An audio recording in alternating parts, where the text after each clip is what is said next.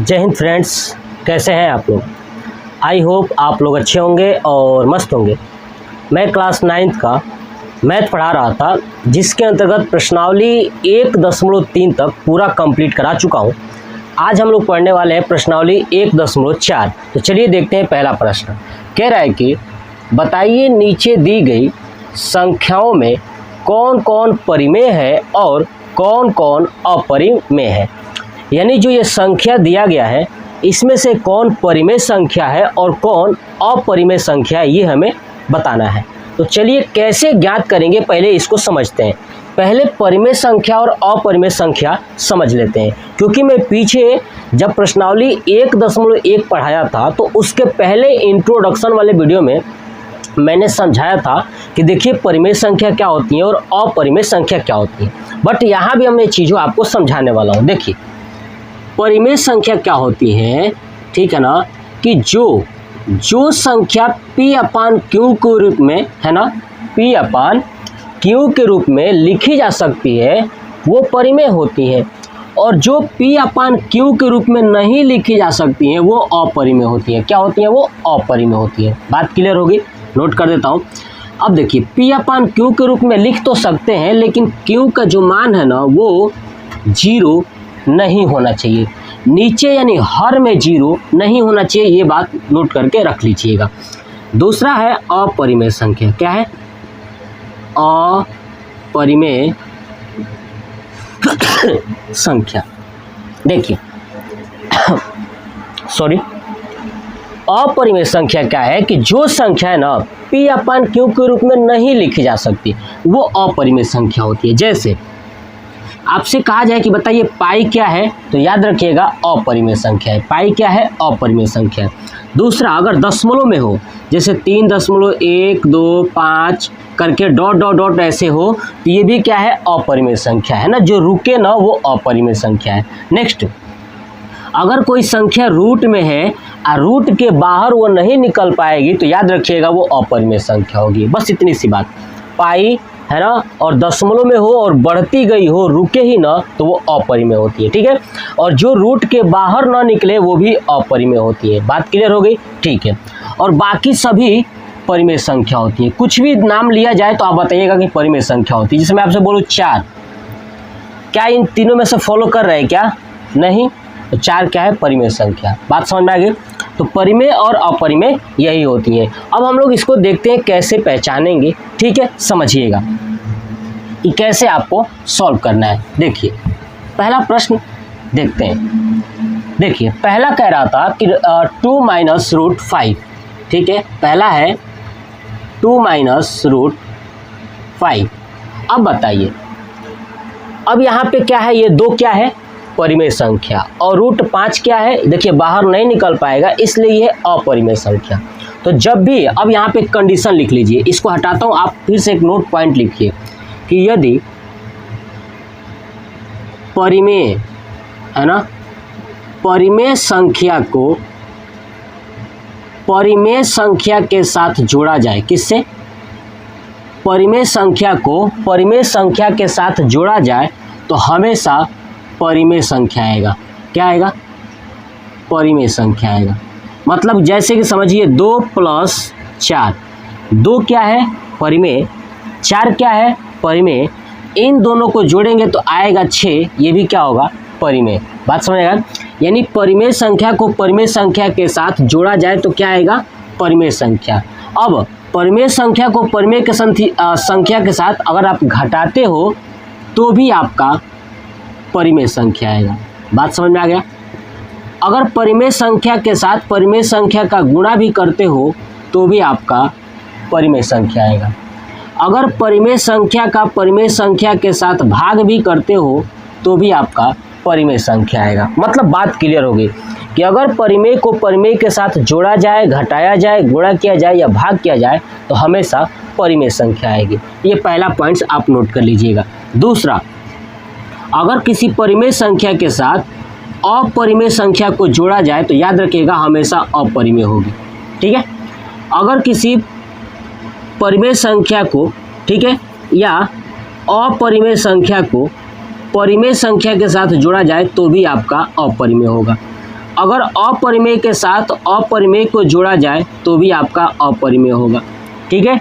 अगर घटाया जाए तो भी आपका अपरिमेय होगा। मतलब समझ में आ गया ना कि अगर आपके साथ परिमेय संख्या के साथ अपरिमेय के साथ जोड़ा जाए या घटाया जाए तो भी अपरिमेय संख्या ही आएगी, ठीक है। और अपरिमेय संख्या के साथ अगर परिमेय को जोड़ा जाए या घटाया जाए तो भी अपरिमेय ही आएगी। बात क्लियर हो गई, ये पॉइंट्स। नेक्स्ट चीज समझिएगा, तीसरा पॉइंट्स, अगर अपरिमेय को अपरिमेय के साथ गुणा किया जाए तो कौन सी संख्या आ जाएगी। तो देखिए परिमेय और अपरिमेय दोनों आ सकता है, ठीक है ना।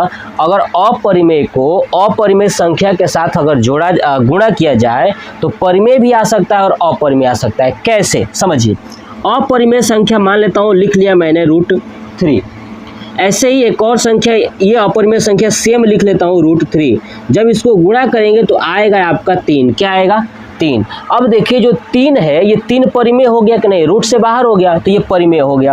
अगर यही चीज दूसरा एग्जांपल लेते हैं, √3 मल्टीप्लाई √24 है ना, यानी 8 कर देता हूँ, चलिए 8, तो क्या होगा √24। अब आप देखेंगे कि जो ये 24 है ये 24 बाहर नहीं निकल पाएगा। अगर निकलेगा भी तो इसमें अभी रूट के अंदर बचेगा। जैसे समझिए क्या बचेगा इसमें, अगर मैं इसको तोड़ूंगा तो 6 चौक 24, क्या होगा 6 चौक 24 यानी 2√6। फिर भी ये रूट के अंदर बच गया ना, इसलिए क्या है ये अपरिमेय संख्या। बात समझ में आया ना। ये कॉन्सेप्ट आप क्लियर रखिएगा, आप नोट कर लीजिए, ठीक है। कि परिमेय संख्या को परिमेय संख्या के साथ जोड़ा जाए तो क्या होगा, और परिमेय संख्या के साथ परिमेय संख्या को घटाया जाए तो क्या होगा।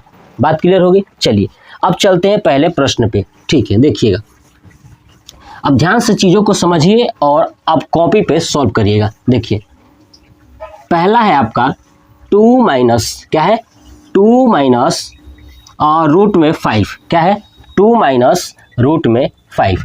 अब देखिए 2 में क्या करना है, रूट को माइनस करना है, ठीक है। तो पहला देखिए 2 माइनस √5, तो देखिए 2 क्या है परिमेय संख्या, √5 क्या है अपरिमेय संख्या।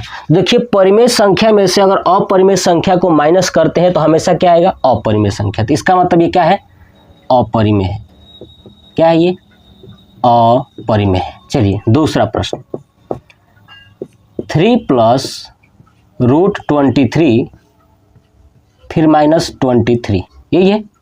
अब इसको सॉल्व करिए पहले, तो 3 + √23 -√23, एक प्लस में 23 एक माइनस में कट जाएगा तो क्या बचेगा सिर्फ 3, और 3 क्या है परिमेय संख्या, क्या है ये परिमेय संख्या। बात क्लियर होगी। ऐसे देखिए तीसरा प्रश्न क्या है 2√7 / 7√7। देखिए √7 कट जाएगा तो क्या बचेगा 2/7, और 2/7 क्या है एक परिमेय संख्या, क्या है ये परिमेय संख्या। बात क्लियर होगी। ऐसे देखिए चौथा प्रश्न 1/√2 है, तो देखिए 1 क्या है परिमेय संख्या और √2 क्या है अपरिमेय संख्या। यानी परिमेय में अगर अपरिमेय से भाग देंगे तो क्या आएगा हमेशा अपरिमेय। तो ये कौन सी संख्या हो जाएगी अपरिमेय। बात क्लियर होगी। कौन संख्या अपरिमेय, ठीक है। चलिए पांचवा देखिए, पांचवा प्रश्न कह रहा है 2π। अब देखिए पाई क्या है अपरिमेय संख्या। अपरिमेय संख्या में अगर किसी परिमेय का गुणा करते हैं तो भी क्या होगा अपरिमेय संख्या। ये मैंने पीछे समझाया था अपरिमेय संख्या। बस आपको यही लिखना था कि कौन परिमेय है कौन अपरिमेय है। तो देखिए मैंने लिख के दिखाया, बहुत आसान है, आप इसको नोट कर लीजिए। चलिए अब चलते हैं क्वेश्चन नंबर 2 पे। निम्नलिखित व्यंजकों में से प्रत्येक व्यंजक को सरल कीजिए। देखिए ये जो व्यंजक है ना, इसको क्या करना है सरल करना है, यानी सॉल्व करना है। तो देखिए पहला प्रश्न क्या है, पहला है 3 + √3 और आगे है 2 + √2। देखिए अगर आप देखेंगे तो ये जो दिख रहा है 2 ब्रैकेट में, मैं क्या करता हूँ आगे वाले ब्रैकेट का ये आगे वाला लेता हूँ और पीछे वाला दोनों ब्रैकेट ये ऐसे, ठीक है ना, ऐसे लिखिएगा। फिर क्या है +√3, तो +√3, फिर दूसरे में 2 + 2 ऐसे। अब इसको गुणा करिए, 3 2 जा 6 और गुणा करेंगे तो 3√2 हो जाएगा, प्लस इसको करेंगे तो 2√3 प्लस रूट के अंदर 6, ठीक है, क्या हो जाएगा ये 6। अब देखिए क्या हम इसको ऐड कर पाएंगे, नहीं ऐड कर पाएंगे, क्या कर नहीं ऐड कर पाएंगे, तो ये हो जाएगा हमारा आंसर, क्या हो जाएगा आंसर, ठीक है। चलिए अब देखते हैं दूसरा प्रश्न। दूसरा प्रश्न क्या है, 3 प्लस √3 और 3 माइनस √3, आगे वाला वही लिखेंगे 3 और ये 3 माइनस √3 प्लस √3 और फिर से 3 माइनस √3 है ना, ये वाला। अब गुणा करिए, 3 3 जा 9 माइनस इसमें करेंगे तो 3√3 प्लस इससे करेंगे तो क्या हो जाएगा 3√3 और √3 करेंगे तो हो जाएगा 3। देखिए 3√3 एक प्लस एक माइनस एक कैंसिल और यहाँ बचा 9 माइनस 3 यानी हो जाएगा 6। ये हो जाएगा हमारा दूसरे का आंसर। क्लियर, बहुत आसान है। चलिए तीसरा देखते हैं। तीसरा प्रश्न क्या है, रूट में 5 प्लस रूट में 2 का स्क्वायर। तो देखिए ये बन रहा है a प्लस बी का होल स्क्वायर। क्या बन रहा है, a प्लस बी का होल स्क्वायर। क्या होता है, a square plus B square plus 2ab। तो देखिए a स्क्वायर है ना, यानी √5 का स्क्वायर प्लस √2 का स्क्वायर प्लस 2, a का मान है √5 और b का मान है √2। तो करेंगे 5 का स्क्वायर हो जाएगा 5 प्लस √2 का स्क्वायर हो जाएगा 2 प्लस इसको करेंगे तो हो जाएगा 2√5 दूना 10 ऐसे। ये हो जाएगा 7 प्लस 2√10। ये हो जाएगा हमारा आंसर। बात समझ में आए? यानी 3 प्रश्न बहुत आसान है, बस सरल ही तो करना है, कितना ही चाहिए कर लीजिए। चलिए अब देखते हैं लास्ट प्रश्न इसका, ठीक है, और समझते हैं कि लास्ट प्रश्न कैसे करना है। देखिए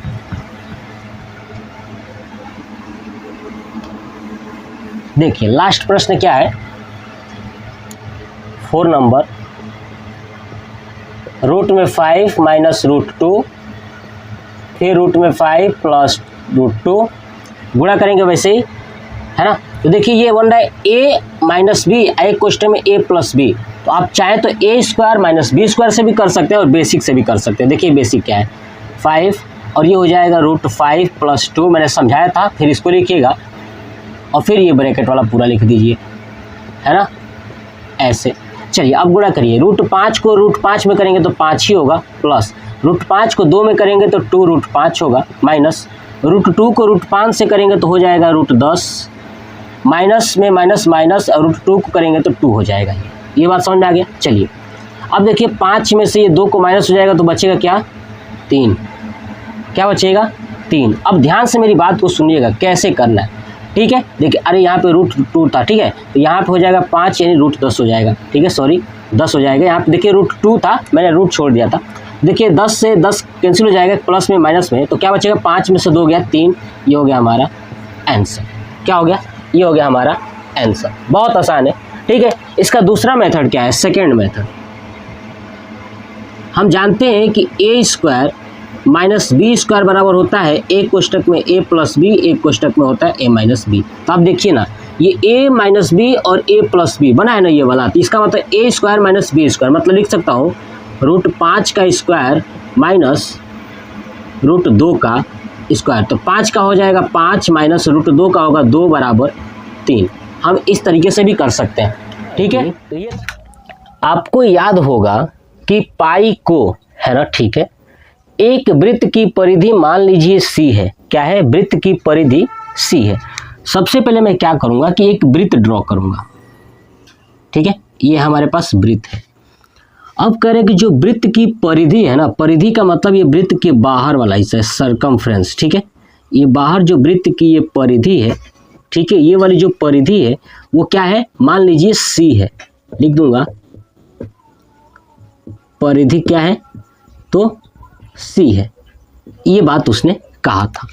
और उसके व्यास, व्यास क्या होता है, जो केंद्र से जाती है ना ये वाली, तो ये है व्यास। क्या ये व्यास कह रहे कि और जो इसका व्यास है, व्यास लिख देते हैं यहाँ पे, ठीक है, व्यास मान लीजिए d है। क्या है ये, d है। के अनुपात से परिभाषित किया जाता है, अर्थात pi equal to C upon D. कह रहा ना कि जो परिधि है और जो व्यास है, अगर इसको अनुपात करेंगे तो क्या होगा, पाई का माना जाएगा। किसका आ जाएगा, पाई, यानी पाई बराबर सी अपन डी है। यह इस तथ्य का अंतर विरोध करता हुआ प्रतीत होता है कि पाई अपरिमेय है। पाई क्या है, अपरिमेय है। इस अंतर विरोध का निराकरण आप किस प्रकार करेंगे। मतलब ये कह रहा था कि जो पाई है, ना सुनिए, पाई बराबर सी अपन डी है कि नहीं। देखिए पाई है, पाई रहने दीजिए, सी क्या है तो परिधि है। अब बताइए वृत्त की परिधि क्या होती है, 2 पाई आर होता है ना जी, अपान व्यास क्या होता है तो 2r। तो देखिए 2 से 2 कैंसिल, r से r कैंसिल, यानी पाई बराबर पाई। तो हमने एक चीज नोटिस किया कि जो ये 2r कैंसिल हो रहा है ये परिमेय है, लेकिन ये कह रहा था कि अगर हम जानेंगे कि अगर आपको याद है कि पाई क्या है, अपरिमेय संख्या है, तो आप ये विरोधाभास हो रहा है। कैसे हो रहा है कि भैया ये कैसे पाई अपरिमेय हो गया, यहाँ पे ऐसा नहीं लग रहा है। तो देखिए मैं एक कॉन्सेप्ट समझाता हूँ। देखिए पाई अपरिमेय होने का रीजन पक्का ये है कि या तो सी या तो डी, कोई ना कोई इनमें से एक अपरिमेय होगा, है ना। या तो सी या तो डी, कोई ना कोई एक अपरिमेय होगा या दोनों अपरिमेय होंगे। यही तो हो सकता है ना, क्योंकि हम लोग पीछे जानते हैं कि जब अपरिमेय संख्या को अपरिमेय संख्या के साथ गुणा किया जाए, है ना, चाहे घटाया जाए, जोड़ा जाए, भाग किया जाए, तो हमेशा अपरिमेय आता है। ठीक है, ये हमने बताया था आपको। तो ऐसे ही या तो सी या तो डी क्या होगा, अपरिमेय संख्या होगा। तो ये आप यही कह रहा था कि आप इसका अंतर विरोध का निराकरण आप किस प्रकार करेंगे। तो मैं लिखूंगा कि अतः इसमें सी या तो डी, है ना, सी या तो डी एक अपरिमेय संख्या होगी, है ना। या तो सी या तो डी एक क्या होगी, अपरिमेय संख्या होगी। इसलिए पाई एक अपरिमेय संख्या है ना। जैसे मैंने यहाँ पे सॉल्व किया तो पाई बराबर पाई, ये तो करेक्ट आ रहा है। तो आखिर में पाई अपरिमेय हुआ कैसे, तो मैंने बस इतना कह दिया कि देखिए या तो सी या तो डी क्या होगा, अपरिमेय होगा, तभी जाके पाई अपरिमेय संख्या हो सकती है। बस इसमें यही करना था, इससे ज्यादा कुछ नहीं लिखना है, बस ये निराकरण करके आपको समझा देना है कि देखिए इस प्रकार लिखेंगे। तो ये था क्वेश्चन नंबर 3। चलिए अब चलते हैं क्वेश्चन नंबर 4। क्वेश्चन नंबर 4 कह रहा है कि संख्या रेखा पर रूट 9.3 को निरूपित कीजिए। क्या करना है, संख्या रेखा पर निरूपित करना है। देखिए संख्या रेखा पर निरूपित जब भी करना हो, कोई भी संख्या अगर रूट के अंदर हो, किसके अंदर, रूट के अंदर हो, ठीक है, और वो भी दशमलव में हो, तो आप कैसे करोगे। पहले चैप्टर में मैं समझाया था कि रूट के अंदर हो लेकिन वो दशमलव में ना हो तो आप कैसे करोगे, लेकिन ये है दशमलव में। तो ध्यान रखिएगा जब भी कोई भी संख्या रूट के अंदर दशमलव में हो तो संख्या रेखा पे कैसे निरूपित करेंगे समझिएगा। सबसे पहले आपको क्या करना है, देखिए ये संख्या रेखा पर रूट 9.3 है ना, तो सबसे पहले क्या करना है कि आपको स्केल लेना है और 9.3 है ना, 9.3 सेंटीमीटर का एक लाइन ड्रॉ कर लेना है। देखिए मैं यहाँ पे ड्रॉ कर लेता हूँ, ठीक है, यहाँ पे नोट भी कर देता हूँ, ठीक है, सेंटीमीटर, ठीक है। तो 9.3 सेंटीमीटर का आपको ड्रॉ कर लेना है। तो देखिए मैंने एक यहाँ पे ड्रॉ किया ऐसे लाइन, ये हो गया 9.3 सेंटीमीटर, ठीक है, मैंने यहाँ पे नोट कर दिया। अब देखिए ये जो पॉइंट्स आए हैं, ये टोटल ये जो दूरी है वो कितना है, 9.3 सेंटीमीटर, ठीक है, ये कितना है 9.3 सेंटीमीटर। सबसे पहले क्या करना है कि जितना दूरी यहाँ पे दिया होगा वो दूरी को आपको स्केल से ड्रॉ कर लेना है, ठीक है। उसके बाद आपको हमेशा चाहे 9.3 हो, 2.5 हो, कुछ भी हो, डेसिमल में हो, दशमलव में हो, तो उसके बाद हमेशा आपको 1 सेंटीमीटर और एक्स्ट्रा ले लेना है। क्या करना है, 1 सेंटीमीटर और एक्स्ट्रा ड्रॉ कर लेना है। बात समझ में आया? ध्यान रखिएगा 9 पॉइंट करने के बाद जो दिया है वो करने के बाद 1 सेंटीमीटर हमेशा एक्स्ट्रा करिएगा।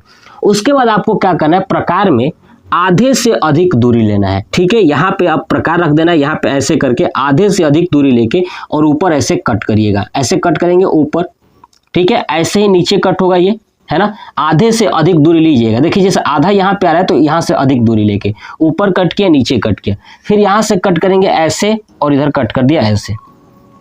दोनों ये कट होगा ये लास्ट वाले पॉइंट से और इस वाले पॉइंट से बीच में। अब देखेंगे कि जब आप इसको मिलाओगे, ठीक है, जब आप इसको मिलाओगे तो ये इस पूरी लाइन के बीचों बीच में मिलेगा। कहाँ मिलेगा? पूरी लाइन के बीचों बीच में, यानी 9.3 और ये 1 10.3 के बीचों बीच में ये कट करेगा। आधे से अधिक दूरी लेके दोनों तरफ से करिएगा और बराबर ये कट करेगा। जब ये जहां बराबर कट किया तो अब आप सुनिए क्या करना है। अब आपको क्या करना है कि यहाँ पे रख देना है ऐसे गोला प्रकार, ठीक है, और यहाँ से ऐसे लाइन ड्रॉ कर देना है। ठीक है, ऐसे लाइन ड्रॉ कर लेना है। ठीक है, समझ में आ गया? कर लेंगे, यहाँ पे रख के ऐसे कर देना है, ये लाइन ड्रॉ कर लेना है। जब ये लाइन ड्रॉ हो जाएगी तो अब सुनिएगा, कॉन्सेप्ट बिल्कुल बहुत ही क्लियर है। अब समझिए, ये जहाँ पे पॉइंट्स था ना, ये वाला पॉइंट्स जहाँ पे 9.3 जहाँ पे एंड हो रहा है, यहाँ पे आना है और यहाँ पे 90 डिग्री, कितना डिग्री? 90 डिग्री का कोण बना करके ऊपर एक लाइन खींच दिए। 90 डिग्री का कोण बना के ऐसे ऊपर एक लाइन खींच दीजिएगा। बात समझ में आया? जैसे जैसे समझा रहा हूँ बार बार प्रैक्टिस करिएगा, आपको चीजें याद हो जाएंगी, समझ में भी आ जाएगा। तो यहाँ पे आना है 90 डिग्री का, यहाँ पे ऊपर की तरफ लाइन खींचना है 90 डिग्री पर। ठीक है, ठीक है, जब 90 डिग्री पर खींचेंगे तो जहाँ पे ये कट करेगा ना, जहाँ पे इस वाली लाइन को कट करेगा, जो कर्व लाइन है ये, है ना, इस जहाँ पे कट करेगा, मान लेता हूँ ये डी है और ये मान लेता हूँ ए है, ऐसे इसका मान लेता हूँ ये ओ और इसका मान लेता हूँ बी और इसका मान लेता हूँ सी। तो जो ये ए और डी है ना, ये ए डी है ना, यही ए डी बराबर हो जाएगा रूट में 9.3 सेंटीमीटर, यानी यही हमारा हो गया रूट में 9.3 सेंटीमीटर। यानी ये जो डिस्टेंस है ना एडी बराबर रूट में 9.3 सेंटीमीटर संख्या रेखा पर निरूपित हो गया। बात क्लियर हुई? समझ में आया? देखिए फिर से बताता हूँ, जो भी चीजें दिया गया होगा ना, यहाँ पे जो भी डेसिमल में नंबर हो उतना दूरी खींच लीजिएगा। उसके बाद आपको एक्स्ट्रा 1 सेंटीमीटर खींच लेना है। उसके बाद इस पूरे दूरी को आधा करना है। आधा करने के लिए क्या होगा, गोला प्रकार में यहाँ पे एक पॉइंट रख के आधे से अधिक दूरी लेकर के ऊपर कट कर लीजिएगा, फिर नीचे कट कर लीजिएगा, फिर दूसरे पॉइंट से रख करके दूसरे साइड कट कर लीजिएगा, फिर दोनों को मिलाएंगे, जहां पे ये कट करेगा वहां पे प्रकार रखना है, फिर एक ऐसे सर्कल खींच लेना है ना, हेमिस्फीयर जो कि अर्ध गोलार्ध खींच लेना, आधा गोला खींच लेना, ऐसे आधा गोला खींच लेंगे। अब आधा गोला खींचेंगे तो जहां पे ये पॉइंट्स है 9.3 का एंड पॉइंट, वहां से 90 डिग्री करेंगे तो उस गोला को जहां पे कट करेगा वही बीच की दूरी क्या होगी, तो जो आपने संख्या रेखा पर दर्शाना है वही आपका आंसर होगा। तो ये था क्वेश्चन नंबर 4। आप इसको नोट कर लीजिए और प्रैक्टिस कीजिएगा घर पे। बिल्कुल आप कटर और पेंसिल ले करके, प्रोटेक्टर ले करके करिएगा। चलिए देखते हैं इस प्रश्नावली का लास्ट प्रश्न, क्वेश्चन नंबर 5। देखिए क्वेश्चन नंबर 5 कह रहा है कि निम्नलिखित के हरों का परमेयीकरण कीजिए। देखिए जो प्रश्न दिया है 4, इसका परमेयीकरण करना है, वो भी किसका? हर का। जब आपसे हर का कहा जाए तो हर का परमेयीकरण कीजिएगा, और जब आपसे अंश का कहा जाए तो अंश का परमेयीकरण कीजिएगा। तो यहाँ पे हर का कहा है तो नीचे वाले का परमेयीकरण करेंगे। अब परमेयीकरण का मतलब क्या होता है? देखिए अगर कोई संख्या ऐसे हो, ठीक है ना, तो इसी हर वाले से ऊपर और नीचे गुणा कर देंगे, ठीक है। लेकिन यहाँ पे माइनस में है तो इस माइनस को चेंज करके इसी संख्या से ऊपर और नीचे गुणा करेंगे। अब इसको समझिए कैसे करेंगे, देखिए दिखाता हूँ। एक प्रश्न ये है, यह है 1/√7। अब √7 से ऊपर और नीचे गुणा कर दूंगा। √7 हर है ना जी, इसीलिए तो करूंगा। तो देखिए √7 को 1 में करेंगे तो होगा √7, और √7 को √7 से करेंगे तो हो जाएगा 7, ठीक है। ये हो गया हमारा आंसर। यही कहा था परमेयीकरण। दूसरा क्या कह रहे हैं, 1/√7 माइनस √6। तो जब भी परमेयीकरण करना हो तो क्या करना चाहिए, सुनिए। इस प्रश्न को ऐसे लिखा है ना, 7 माइनस √6, तो देखिए जब भी दो संख्याएं हैं बीच में माइनस है या प्लस है तो उसके चिन्ह को चेंज कर दीजिए, उसके बाद गुणा करिए। यानी ये माइनस है तो प्लस करके √7 प्लस √6 अपान √7 प्लस √6 ऐसे करके गुणा कर दीजिए। जब गुणा करेंगे ऊपर वाले को तो यही आएगा √7 प्लस √6 बटे इसको करेंगे देखिए a माइनस बी और एक है a प्लस बी, तो हो जाएगा a² माइनस b², यानी ये होगा ये 7 माइनस 6, यानी इसका आएगा आंसर √7 प्लस √6 बटे 7 में से 6 गया 1, यानी √7 प्लस √6, ये होगा हमारा आंसर दूसरा। ठीक है, चलिए अब देखते हैं तीसरा का सेम वैसे ही करना है। तीसरा में क्या है, नीचे तो आपका प्लस दिया है, क्या दिया है, प्लस दिया है। ठीक है, नोट कर लीजिएगा। चलिए तीसरा में दिया है प्लस, तो प्लस दिया है तो हम क्या करेंगे, मैंने समझाया था कि अगर प्लस दिया हो तो माइनस और माइनस दिया हो तो प्लस, यानी 1/√5 प्लस √2। चलिए करिए परिमेयीकरण, ये √5 प्लस √2 है ना, हर का करना है तो हर वाले को ऊपर रखिए और माइनस लगा दीजिए बस। ठीक है, ऐसे ये हो गया। अब गुणा करेंगे तो 1 से तो वही आएगा √5 माइनस √2, और नीचे वाला देखिए एक कोष्टक में a plus B a minus B, यानी a² माइनस b² हो जाएगा 5 माइनस 2, यानी √5 माइनस √2 बटे 5 में से 2 गया 3, ये हो गया हमारा आंसर। बहुत आसान है, कुछ नहीं करना है, कॉन्सेप्ट आपका क्लियर होना चाहिए। हो गया, चलिए देखिए क्वेश्चन नंबर 4। देखिए क्वेश्चन नंबर 4 कह रहा है कि 1/√7 माइनस 2, तो ये हो जाएगा 1/√7 माइनस 2 को परिमेयीकरण करेंगे तो माइनस है तो चेंज कर दीजिए, √7 प्लस 2 और नीचे हो जाएगा √7, ठीक है, और प्लस 2। चलिए अब ऊपर का करेंगे तो वही आएगा √7 प्लस 2, है ना, 1 में करेंगे तो, और नीचे देखिए ये a माइनस बी और a प्लस बी, अभी समझाता है a² माइनस b², तो देखिए a² का हो जाएगा 7, क्योंकि √7 को स्क्वायर करेंगे तो 7 हो जाएगा, और माइनस 2 का करेंगे तो हो जाएगा 4, तो यानी √7 प्लस 2, है ना, अपान 7 में से 4 गया हो जाएगा 3, ये हो जाएगा हमारा आंसर, है ना। यानी प्रश्नावली 1.4 का जो 5वां प्रश्न है, इसमें 4 प्रश्न थे, मैंने चारों को कंप्लीट करा दिया। परिमेयीकरण आपको समझ में आ गया कैसे करना, वो भी हर का, अंश का कहा होता तो अंश का क्या होता। तो ये प्रश्नावली, पूरा प्रश्नावली कंप्लीट हो गया, 1.4 कंप्लीट हो गया। उसके बाद एक लास्ट प्रश्नावली है, प्रश्नावली 1.5, उसके बाद ये संख्या पद्धति द एंड हो जाएगा। ठीक है, तो अपने दोस्तों को शेयर करिए, तो बताइएगा कमेंट बॉक्स में कि आपको वीडियो कैसा लगा। जय हिंद।